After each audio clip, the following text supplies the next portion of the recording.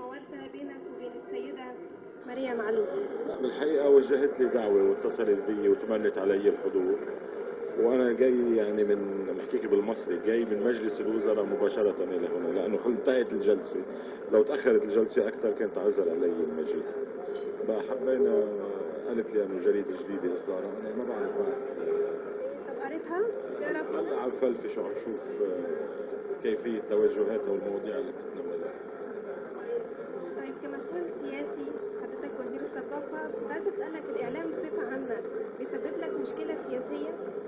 ابدا على الاطلاق، الاعلام متى ما كان موضوعي ينشر الخبر كما هو والراي كما هو، دون الخلط بين الراي والخبر، ما بيشكل لي اي مشكله.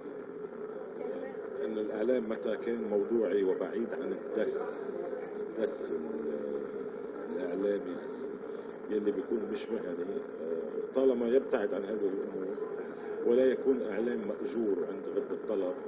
لانه الاعلام الماجور والكتابه غض الطلب بالنسبه الي تشبه الفتوره. انتم بالمصري شو بتسموها الفتوره؟ الفاتورة، ما هي الفاتورة؟ الفاتورة هي ورقة يكتب عليها شخص ويوجهها إلى جهة أو شخص آخر ليقبض مقابل ما كتبه المال، ليطلب مال. أوقات نحن عندنا بالإعلام ما نقرأه هو أشبه بالفاتورة، بيكون موجهة إلى شخص ليقبض فيكتب ليقبض.